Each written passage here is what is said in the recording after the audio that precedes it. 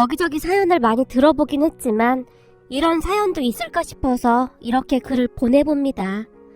우리 시댁은 시부모님과 형님 부부와 우리 부부가 있습니다. 시부모님은 대한민국의 여느 시부모님과 다를 바가 없는 그냥 평범한 분들이세요. 그런데 형님 부부가 조금 특이하다면 특이한데 형님과 아주버님 두 분 다 경찰입니다. 그러니까 경찰서에서 같은 업무를 하면서 만나 결혼까지 한 케이스예요. 그런 두 분은 성격이 어찌나 비슷한지 옆에서 보고 있으면 놀라울 정도인데요.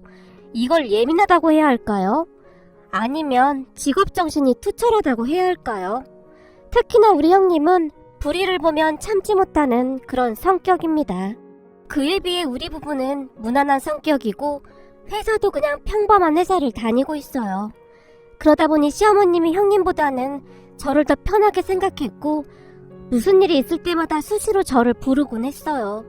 그런 시어머님은 결혼 전 시댁에 인사를 갔을 때 상다리가 부러지도록 음식을 차려놓고 저를 기다리고 있었는데요. 정말 반가워요. 많이 먹어요. 라며 연신 싱글벙글이셨어요. 그런 시어머님을 보며 저도 기분이 좋았는데 그렇잖아요. 첫 인사를 드리러 갔는데 그렇게 환영해 주시니 제 입장에서는 감사할 뿐이었어요. 그런데 얼마 지나지 않아 그 이유를 알게 되었는데요. 제가 식사를 하려고 수저를 드는 순간 내가 우리 둘째한테 들어보니 진희 씨는 아주 착한 사람이라고 입이 닳도록 말하더라고요.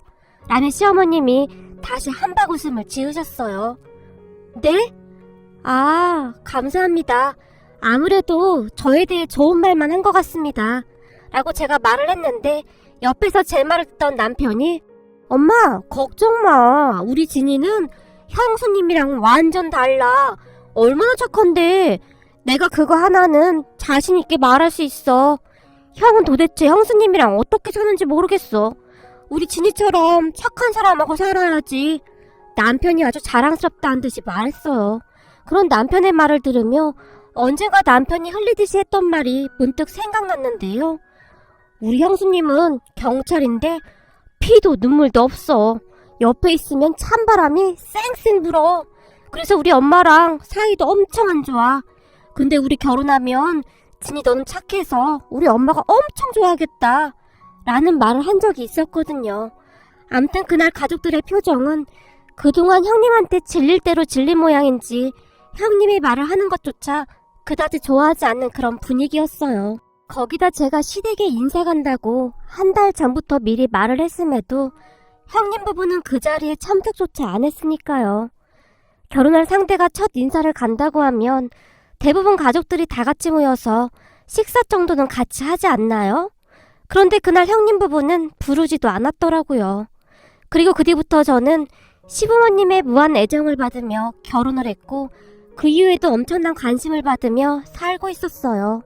시부모님은 정말 큰일이 아니면 형님 내외를 부르지도 않았고 결혼식 이후 형님 얼굴을 본 게 몇 번 되지 않을 정도였어요. 하지만 저는 시댁에 수시로 불려다녔는데 명절 전 음식도 시어머님이랑 저만 만들었고 형님은 명절 당일 잠시 들러 인사만 하고 가는 정도였어요. 거기다 큰댁에서 제사를 지낼 때도 시부모님은 저만 데리고 다닐 정도였고요. 그러면 저는 큰댁에 가서 제사 음식까지 거들어야 했는데요. 그러다가 제 불만도 조금씩 쌓여만 갔고 남편과 다투는 일도 잦아졌어요. 어느 날은 제가 너무한 거 아니야? 며느리가 둘인데 왜 나만 이렇게 해야 하는 거냐고 라며 남편에게 따지기도 했지만 자기야 정말 미안해. 형수님은 경찰이라 정말 바쁜가 봐.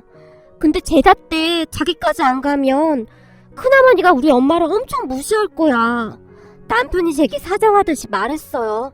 큰어머님이 무시하긴 뭘 무시한다는 거야? 제가 물었어요. 사실 말이야. 할아버지 재산을 큰아버지가 다 물려받아서 큰 집이 우리 집보다 훨씬 더 잘 살거든. 근데 우리 집은 딱히 뭐 볼 것도 없잖아? 그래서 큰어머니가 우리 집을 대놓고 무시하거든? 근데 우리 결혼하고 나서 엄마가 자기 데리고 큰댁 가면서 엄청 좋아하고 있거든. 엄마 말로는 자기가 옆에 있으면 막 힘이 난다고 하더라고. 그러니까 자기가 좀 이해 좀 해줘라. 사실 형수님 고집은 아무도 못 말리거든. 이라며 남편이 집안 사정에 대해 자세히 말을 하기 시작했는데요. 형님 부부가 결혼하고 첫 명절 때 시어머님이 형님에게 전날 미리 시댁으로 오라고 했다는데요. 어머님, 저 그날 바빠서 못 갈 것 같아요. 그래서 말인데요. 제가 명절 음식 잘하는 곳 알고 있거든요. 그곳에다 주문해 놓을게요. 그럼 나중에 찾으러 가기만 하면 돼요. 거기 음식이 맛도 좋고 깔끔해서 꽤 유명해요. 라는 말을 했다고 하는데요. 뭐? 집에 여자들이 있는데 직접 음식을 해야지.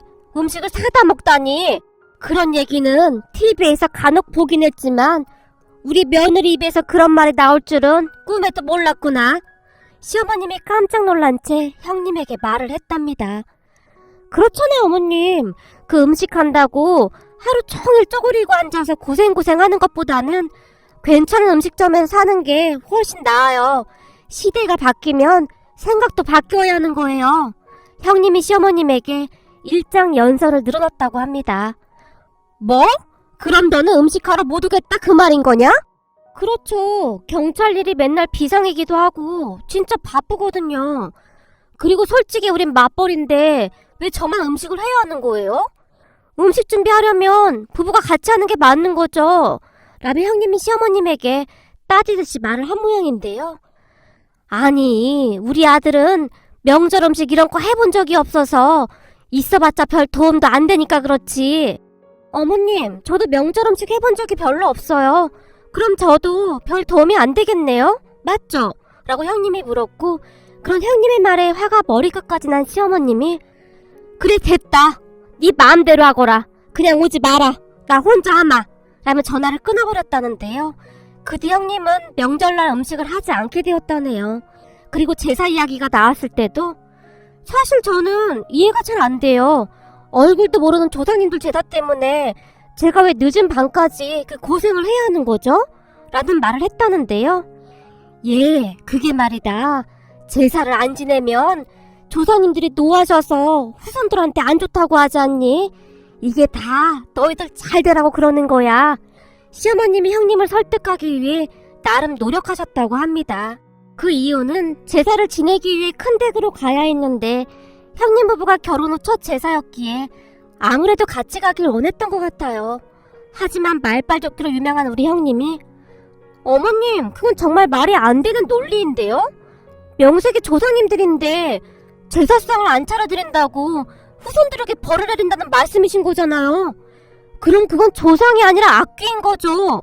아니 어떻게 그럴 수가 있어요? 라는 말을 했다는데요.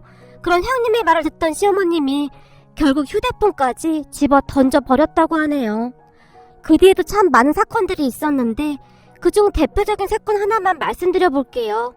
그날은 우리가 결혼 후 시아버님의 첫 생신이셨고 다 같이 외식을 하기 위해 아주버님이 미리 예약한 식당 근처로 갔는데 지하 주차장까지 내려가기 귀찮았던 시어머님이 차를 도로가에 대충 주차를 하셨어요.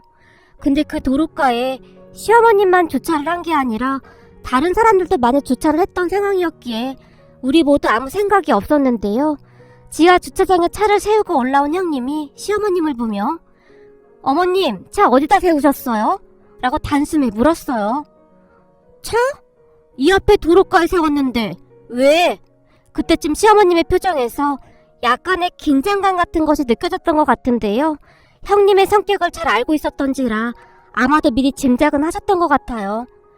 어머님, 지하에 주차장이 있는데 왜 도로가에 차를 주차하세요? 형님이 시어머님에게 따지듯 물었어요. 아니, 나만 세운 것도 아니고 다들 주차했잖니. 그걸 가지고 뭘 그렇게 호들갑이야. 오늘 네 시아버지 생신이니까 그만하자꾸나. 라는 시어머님이 말을 돌리려고 했지만 어머님, 바로 그런 생각이 문제란 말이에요. 주차장이 분명히 있는데 왜 길가에 차를 세우시는 거예요? 이러니까 소방차들이 화재 진압하는데 어려움이 있다는 말까지 나오는 거잖아요. 다들 나 하나쯤이야 하는 생각을 하면 안 된다고 생각합니다. 엄연히 법이라는 것이 있잖아요. 거기는 주정차 금지구역입니다. 형님이 시어머님에게 일장연설을 늘어놓기 시작했어요. 그런 형님을 보며 제가 놀란 채 어머님, 차키 더 주세요. 제가 지하에 주차할게요. 라며 간절한 눈빛으로 시어머님을 바라봤고 그런 제 마음을 읽은 것인지 시어머님이 아무 말 없이 자리에서 일어나셨어요. 그때 당시 저는 더 큰 다툼이 일어나길 원하지 않았거든요. 그렇게 시어머님이 밖으로 나가셨고 저도 혹시나 걱정이 되어 시어머님의 뒤를 급히 따라 나섰는데요. 식당 문 밖으로 나가자마자 시어머님이 아휴 싸가지 없는 것, 내가 언제 한번 저거 꼬투리 잡아서 가만 안 둘 거야. 저건 그냥 따라다니면서 잔소리야 잔소리가. 어디서 들어와도 저런 싹퉁 바가지가 들어왔나 몰라. 내가 유명한 점쟁이한테 사주 봤을 때는 우리 며느리들이 집안을 일으킬 거래나 뭐래나 그랬는데 그거 다 뻥이야 뻥. 에이 사기꾼 점쟁이 같으니라고. 차로 걸어가는 내내 시어머님이 계속해서 중얼거리셨는데 그래도 화가 풀리지 않으셨던지 잠시 후 차 앞에 도착한 시어머님이 갑자기 이런 개똥 같은 것, 너 잘났다 잘났어. 경찰대까지 나왔으니 얼마나 잘났어 그래? 라며 자동차 바퀴를 발로 마구마구 차버렸어요. 옆에서 그 모습을 지켜보는데 그런 시어머님이 어찌나 귀여우시던지 저도 모르게 크 하고 웃음이 터져나왔는데요. 넌 지금 이 상황에 웃음이 나와? 너도 내가 우스운 거냐? 순간 시어머님이 저를 노려봤어요. 아니요, 그런 게 아니라 지금 이 상황이 전 너무 웃겨서요. 형님 말투도 너무 웃기고. 그렇잖아요. 저는 형님이 무슨 공무 수행 중인 줄 알았어요. 완전 정색까지 하고 말하는 게 너무 재밌잖아요. 그리고 어찌되었든 어머님도 형님 말을 따라주시잖아요. 거기다 타이어를 막 발로 차는 모습이 너무 재밌어요. 제가 시어머님의 눈치를 보며 말했어요. 그런 저를 시어머님이 빤히 바라보시다가는 아무리 생각해봐도 내가 사기를 당한 게 분명해. 사주 봐주는 그 점쟁이 여편네한테 내가 돈도 많이 줬었는데 우리 며느리들이 엄청난 애들이라고 하더니만 아무리 봐도 둘 다 참 요상하단 말이야. 어머님, 제가 보니 형님 성격이 원래 그렇잖아요? 근데 사람 성격이 잘 안 바뀌니까 그냥 형님한테 맞추는 게 나을 것 같아요. 사실 형님 말 들어보면 다 맞는 말이잖아요. 제가 시어머님의 눈치를 보며 조용히 말했고 그런 제 말에 시어머님이 그래, 어차피 안 바뀔 거 그냥 그게 속 편하겠구나.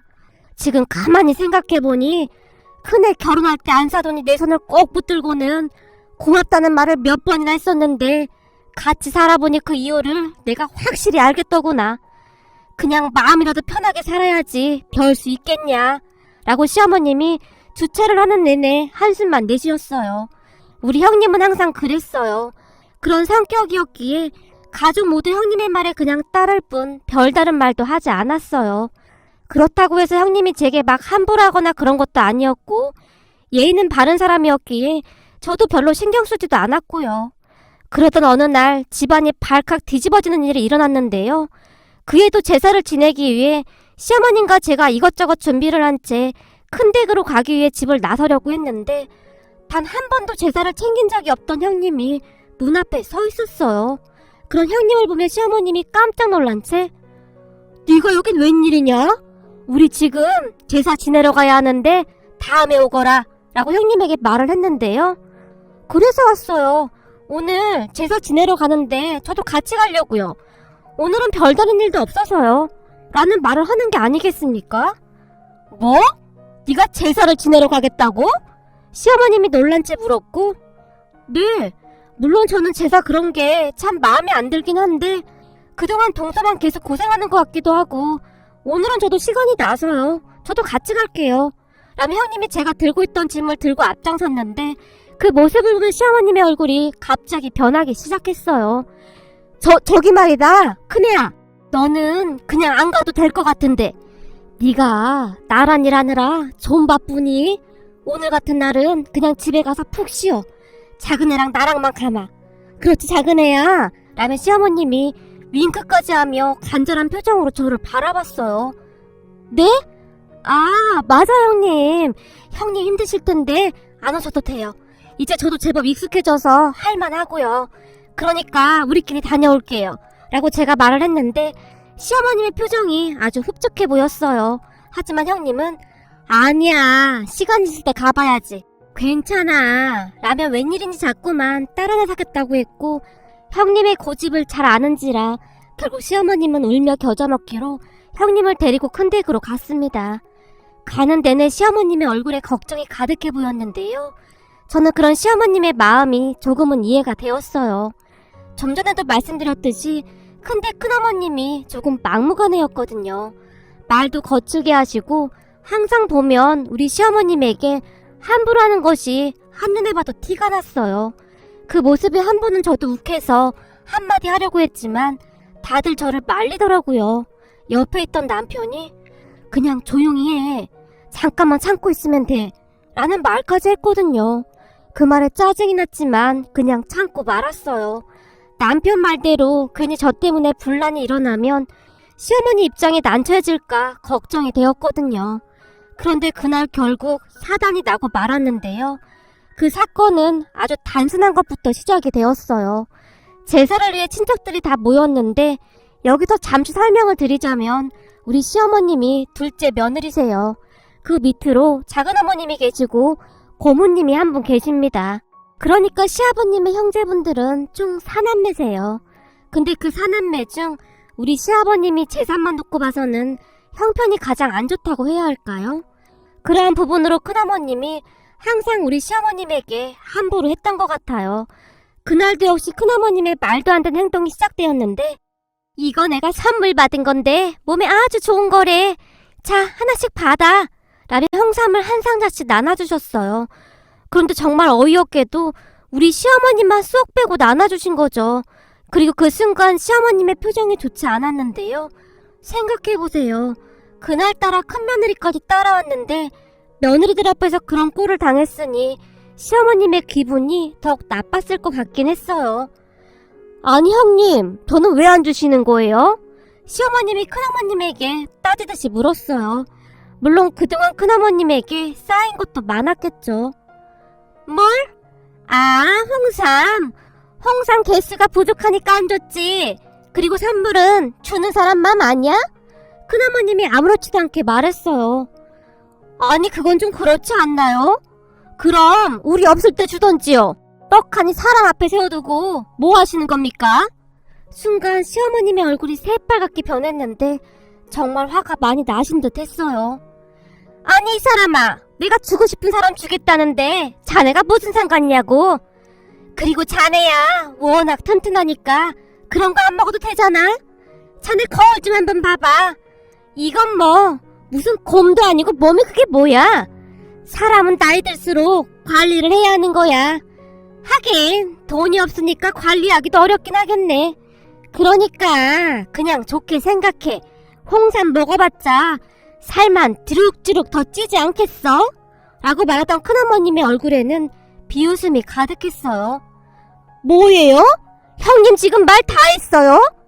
형님 진짜 너무하네요. 제가 그동안 꼭 참고만 있었더니 제가 아주 우스웠죠? 그까짓 돈 좀 있다고 유세란 유세는 다 부리고 사실 그동안 무슨 일 있을 때마다 제가 일도 제일 많이 했잖아요. 그동안 무슨 종 부리듯이 부려먹고는 이게 지금 할 소리예요? 형님 그러는 거 아니에요. 까놓고 얘기해서 형님 내가 이렇게 사는 거 시부모님 유산 가지고 잘 먹고 잘 사는 거 아닙니까? 사람이라면 최소한 미안한 마음이 있어야죠. 근데 지금 이게 뭐 하는 짓입니까? 나이를 먹었으면 나이값을 좀 하세요. 며느리들 앞에서 창피하지도 않아요? 라며 시어머님이 큰어머님을 있는 대로 노려봤어요. 뭐? 나이값? 어디서 니까짓 게 나한테 이래라 저래라 야! 라며 큰어머님이 우리 시어머님을 노려봤는데요. 까짓 거 그럼 우리도 소송해서 시부모님 재산 받아야겠네요. 내가 들어보니 소송하면 그 유산 받을 자격 충분하다고 하던데요. 아무리 양심에 털이 났어도 그렇지 사람이 어쩜 그리도 악독할 수가 있어요. 악마가 왔다가 형님 보고 놀라서 도망가겠네요. 라며 우리 시어머님이 단숨에 말을 해버렸어요.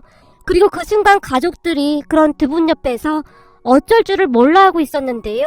우리 시아버님만이 여보 이게 지금 뭐 하는 짓이야? 라는 말을 했지만 이미 정신줄을 놓아버린 시어머님의 귀에 그런 소리가 들어올 리가 없었겠죠. 그렇게 가족들이 안절부절 못한 채 서 있었는데 돈만 많으면 뭐하냐. 마음 씀씀이가 거렁뱅이보다 못한데. 조카 며느리들 잘 봐봐. 당신 시어머니가 이런 사람이야. 그러니까 자네들도 조심해. 라는 말을 해버렸어요. 그리고 그 순간 큰어머님도 이성을 잃어버렸고 순식간에 우리 시어머님에게 달려들었는데 그 모습을 보며 깜짝 놀란 형님이 저기 우리 어머님 허리가 안 좋으셔서 막 밀치거나 그러시면 안 됩니다. 라며 큰어머님의 앞을 가로 막아버렸는데요. 뭐가 어쩌고 어째? 더 화가 난 큰어머님이 형님을 두 손으로 있는 힘껏 밀어버렸어요. 그 바람에 아! 라는 소리와 함께 형님이 저만큼 나가 떨어졌어요. 그런 형님을 보며 우리 시어머님의 눈이 더 뒤집어지셨는데요. 야! 어디서 감히 우리 며느리한테 손을 대! 시어머님이 큰어머님에게 달려들었어요. 그렇게 두 분은 순식간에 뒤엉켜서 머리끄댕이를 잡고 흔들어댔어요. 아이고 이 양반이 사람 잡네! 라며 우리 시어머님이 소리를 질렀고 그 모습을 보던 우리 형님이 다시 일어나더니 순식간에 큰어머님의 허리를 감싸 안고는 우리 어머님한테 뭐 하시는 거예요? 지금 우리 어머님 허리 안 좋으신데 잘못되면 책임지실 거예요? 빨리 이 손 놓으세요! 라며 형님이 큰어머님을 뜯어 말렸어요. 그 바람에 온통 난리가 났는데 옆에 있던 큰어머님의 첫째 며느리가 이를 어째! 누가 좀 말려봐요! 동서가 좀 말려봐! 라며 발만 동동 굴렀고 어머 형님! 제가 어떻게 말려요? 왜 저한테만 그러세요? 형님이 직접 해보시던지요! 큰어머님의 둘째 며느리가 호들갑을 떨어댔어요. 그런데 그 순간 우리 형님이 제게 동서! 큰어머님 다리 붙들어! 빨리! 라고 말을 했고 그런 형님의 말에 제가 순식간에 큰어머님의 다리를 잡고 늘어졌어요. 그리고 형님은 계속해서 큰어머님의 허리를 더욱 세게 감싸 안았는데 나! 놓으라고! 이 싹퉁 바가지야! 시어머니랑 며느리가 수준이 아주 똑같구만! 이라며 큰어머님이 소리를 지르시다가는 중심을 잃고 그대로 넘어지셨는데요. 그 바람에 형님이 바닥에 내동댕이 쳐졌고 저도 같이 넘어졌는데 큰어머니의 발에 얼굴이 부딪히면서 약간의 멍자국이 생겼어요. 그리고 제사를 지내기 위해 차려놓은 음식들이 다 쏟아지고 난리가 난 건 말할 것도 없었고요. 그런 모습에 혼비백산한 큰아버님이 그만들 하지 못해? 이게 대체 뭐하는 짓들이야? 라며 소리를 질렀지만 우리 귀에는 그 소리가 제대로 들리지도 않았어요. 그때 당시 우리는 이미 진이 다 빠져 있었으니까요. 그런데 그 순간 우리 시어머님의 얼굴에 회심의 미소가 가득했는데요. 형님이 그렇게 자랑하던 형님 며느리들은 이 와중에 구경만 하고 있네요. 자고로 우리 며느리들처럼 이런 의리가 있어야지. 가족이라면 당연히 그래야 하는 거 아니겠습니까? 라고 말씀을 하시던 우리 시어머님이 우리를 보더니 얘들아 그만 가자꾸나 라고 말씀하셨고 우리가 그런 시어머님의 뒤를 쫄래쫄래 따라 나섰는데요. 그 순간 큰어머니가 아유 내가 불에서 못 산다. 시엠이랑 며느리들이 아주 사람을 잡는구나 라며 땅바닥을 치며 눈물을 흘렸어요. 그렇게 아파트 밖으로 나가시던 시어머님이 갑자기 아이고 속 시원해 라며 좋아서 깡총깡총 뛰시다가는 근데 니들은 괜찮은 거냐? 라며 우리를 바라봤어요. 어머님 근처 편의점이라도 가서 파스라도 하나 사야겠어요. 아무래도 삐끗한 것 같아요. 형님이 허리를 잡으며 말했고 아이고 이를 어째 그래 라며 시어머님이 깜짝 놀라시더니 뒤에 쭈뼛쭈뼛 서있던 아주버님과 우리 남편을 보며 뭐해 가서 파스 사오지 않고 그리고 계란도 하나 사와야겠구나 라며 시어머님이 제 얼굴을 바라보셨어요. 그렇게 형님은 허리와 등에 파스를 잔뜩 붙였고 저는 차 안에서 계란으로 얼굴을 마사지하며 아주 당당하게 집으로 돌아왔답니다. 그리고 그 다음날 시부모님이 우리를 다시 불렀는데요. 시댁에 들어갔더니 식탁에 진수성찬이 차려져 있었어요. 어머님 이게 다 뭐예요? 제가 놀라서 시어머님을 바라봤어요. 뭐긴 뭐겠니? 니들 어제 고생해서 몸보신 좀 해야 하지 않겠냐? 그래서 내가 준비했다. 큰애는 어제 허리 삐끗한 건 좀 어떻니? 병원은 다녀왔니? 그리고 작은애 너도 병원에 다녀온 거야? 라며 형님과 저를 바라봤어요. 그렇게 우리는 시어머님이 차려주신 진수성찬을 먹으며 이런저런 이야기를 했는데요. 아무리 생각해봐도 그 점쟁이 말이 맞았어. 나한테 며느리 복이 있다고 했었는데 그 말이 딱 맞았어. 니들도 봤지? 그 집 며느리들은 멀뚱멀뚱 서서 구경만 하고 있었잖니? 아무리 봐도 우리 며느리들이 최고다 최고야 라며 형님과 제 앞접시 위에 닭다리를 하나씩 놓아주시고는 그날 보니까 아들도 다 필요 없어. 우리 며느리들 많이 먹거라. 라며 아주 사랑스러운 눈빛으로 우리를 바라보셨어요. 그런 시어머님을 보며 우와, 아무리 그래도 너무하네. 형수님이랑 우리 집사람한테만 맛있는 거 다 주고 우린 먹지 말라는 거야? 라며 우리 남편이 투정을 부렸지만 니들은 니들이 알아서 처먹던지 말던지 알아서 해. 어제 우리 며느리들이 얼마나 고생했는지 알기나 해? 시어머님이 남편을 노려봤어요. 그런데 시아버님의 표정이 시종일관 좋지 않았기에 아버님, 괜히 소란 피워서 죄송했어요. 라며 제가 시아버님의 눈치를 봤는데요. 제 말을 듣던 시아버님이 아니다, 아주 잘했다. 내가 뒤집어 엎어버렸어야 했는데 못난 남편 만나서 그동안 네 시어머니가 아주 고생이 많았구나. 여보, 내가 그동안 잘못했구려. 뭐가 아쉬워서 그리도 눈치만 보고 살았는지 모르겠구만. 어제 우리 며느리들 보고 내가 느낀 게 아주 많았어. 그리고 어찌나 든든하던지 혹시나 내가 없어도 우리 며느리들이 당신을 잘 챙겨줄 것 같은 그런 생각이 들더구만. 라고 말씀하셨는데 그 순간 시아버님의 눈가가 촉촉히 젖어 있었어요. 그리고 그런 시아버님의 말씀을 듣던 시어머님의 눈에도 눈물이 맺혔는데요. 그날 우리는 시아버님이 그렇게 아끼시던 인삼주까지 꺼내서 다 같이 인삼주를 마시며 이런저런 이야기를 하게 되었어요. 우선 시아버님이 그동안 속에 담아두셨던 말들을 꺼내셨는데 형이라고 하나 있는 사람이 부모 재산 다 가져가 놓고는 참 양심도 없구나. 언젠가 한 번은 애들 대학 학비 때문에 정말 힘들어서 내가 돈을 좀 빌려달라고 한 적이 있었어. 근데 딱 잘라서 거절하더니 거의 내쫓다시피 하더구나. 그런 사람들 집에 속도 없이 뭐 한다고 들락날락 거린 건지 모르겠구나. 제사 핑계대고 수시로 불러댄 건데 내가 참 바보 같았어. 라며 시아버님이 긴 한숨을 내쉬셨어요. 그리고 그런 시아버님의 말을 했던 시어머님도 형님이랑 아주버님 진짜 그러는 거 아니야. 돈 좀 있다고 없는 사람들한테 함부로 하고 아주 못돼 처먹은 인간들이야. 참 이럴 땐 돈이 없는 게 한이 된다니까. 분하다는 듯이 말했어요. 그렇게 잠시 후에는 형님도 말을 했는데 어머님 아버님 그동안 제가 너무 인정머리 없게 행동해서 기분 많이 나쁘셨죠. 저도 안 그러려고 하는데 이게 쉽게 안 되더라고요. 죄송했어요. 앞으로는 저도 노력할게요. 라고 말을 했는데 우리 가족은 그렇게 서로의 마음을 털어놓으며 조금씩 진짜 가족이 되어갔어요. 그리고 그 뒤 큰댁 가족들과는 연락을 끊고 살고 있었어요. 그러던 어느 날 고모님의 막내 아들이 결혼한다고 청첩장을 보내왔는데 그때 그 난리를 피웠으니 큰댁 가족들 얼굴 보기 싫어서 가야 할지 말아야 할지 망설이고 있었어요.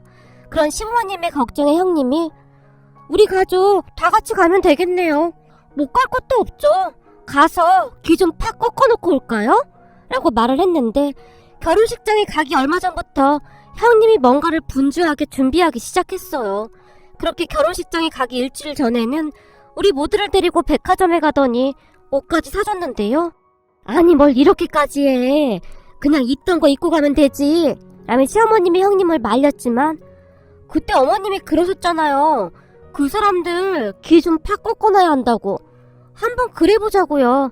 꼭 돈도 얼마 없는 사람들이 있는 척 하더라고요. 라는 말을 할 뿐이었어요. 형님은 그날 백화점에서 꽤 큰 돈을 썼고 미안한 마음에 제가 형님에게 형님 오늘 돈을 너무 많이 쓴 것 같은데 저도 조금 보탤게요. 라는 말을 했지만 형님은 그저 괜찮아. 동서 그동안 나 대신 고생 많았잖아. 그래서 주는 선물이라고 생각해. 라며 형님이 활짝 웃었어요. 그렇게 고모님 아들 결혼식 날 우리 가족 모두 쫙 빼입고 결혼식장으로 향했는데요. 거기다 형님이 차를 한 대 끌고 왔는데 엄청 고급스러운 자동차였어요. 아니 이 차는 뭐냐? 시어머님이 놀란지 형님을 바라봤고 제 차예요. 얼마 전에 친정아빠가 차를 새로 샀는데 남주긴 아깝다고 저한테 주셨어요. 근데 이 차를 타고 경찰서로 출근을 어떻게 해요? 그래서 그동안 주차장에 그냥 세워뒀었는데 오늘 같은 날은 이 차 타고 가는 게 좋을 것 같아서요. 라며 활짝 웃었어요. 그런 형님의 말에 시부모님은 옷까지 쫙 빼입은 채 고급 승용차에 올라탔고 우리 가족은 아주 당당하게 결혼식장으로 출발했어요. 결혼식 30분 전에 도착을 했는데 그때 마치 큰댁 가족들도 결혼식장으로 들어서고 있었어요. 그러다가는 우리 시부모님이 고급 승용차에서 내리시는 것을 보고는 많이 놀란 표정이었는데요. 특히나 큰어머님이 많이 놀란 듯 서 있다가는 정말 궁금하긴 했던 모양이었던지 고모님을 시켜서 우리 남편에게 누구 차인지 물어보라고 했다네요. 그렇게 우리 형님 차라고 하자 사람들 눈이 순식간에 바뀌었는데요. 사실 저는 차에 대해서 잘 몰라서 그 차가 얼마나 좋은 차인 줄은 잘 몰랐거든요. 그냥 꽤 좋은 차라고만 알고 있을 뿐이었는데요. 그 차가 정말 좋은 차였던 모양입니다. 다들 수근거리고 난리도 아니었거든요. 그렇게 알게 된 사실인데요. 우리 형님 집이 조금 잘 산다는 것은 알고 있었지만 그 정도로 잘 사는 줄은 전혀 몰랐었는데요. 사실 형님이 옷도 항상 경찰복만 입고 다녔고 그런 부잣집 딸이 굳이 경찰을 할 이유가 있을까 싶기도 했거든요. 물론 경찰이 나쁘다라고 하는 것은 아니지만 힘든 직업임에는 틀림없으니까요. 그동안 힘들게 일하는 모습을 자주 봐왔었기에 그런 형님이 더욱 자랑스럽게만 느껴졌어요. 그렇게 우리 시부모님의 어깨에 힘이 팍 들어갔고 시부모님이 아주 의기양양해진 것은 말할 것도 없었고요. 그리고 한참 나중에 형님에게 사정 얘기를 들었는데요. 아주 오래전에 놀이동산에 갔다가 형님이 길을 잃어버린 적이 있었다는데 어떤 여자 경찰이 형님을 도와줬다고 하네요. 울고 있던 형님을 꼭 안아주며 부모님을 찾아주기 위해 노력하는 경찰의 모습을 보며 나중에 꼭 경찰이 되어야겠다는 생각을 하게 되었답니다. 그런 형님을 보며 어찌나 멋지던지 형님은 여자가 봐도 참 멋진 그런 사람이었어요. 그 뒤 우리 가족은 사이가 더욱 돈독해졌는데 시부모님의 속 얘기를 들은 형님도 많이 변해갔거든요. 요즘은 시부모님이 큰댁 가족들을 전혀 부러워하지도 않는데 항상 하시는 말씀이 그 점쟁이 말이 딱 맞았어. 세상에 우리 며느리들 같은 사람들이 어딨어 그래? 라며 항상 여기저기 자랑하기 바쁘시답니다. 비록 우리 가족이 조금 특이한 방법으로 하나가 되긴 했지만 저는 그날 큰댁에서 온 힘을 주어 큰어머님의 다리를 꽉 붙들고 놓지 않았던 것을 결코 후회하지 않습니다. 비록 제 얼굴에 영광의 상처가 남긴 했지만 그게 뭐 대수겠습니까? 그 사건을 계기로 우리 가족이 비로소 진정한 가족이 되었으니까요. 앞으로도 우리 가족 행복하게 잘 살겠습니다. 긴 글 읽어주셔서 감사합니다.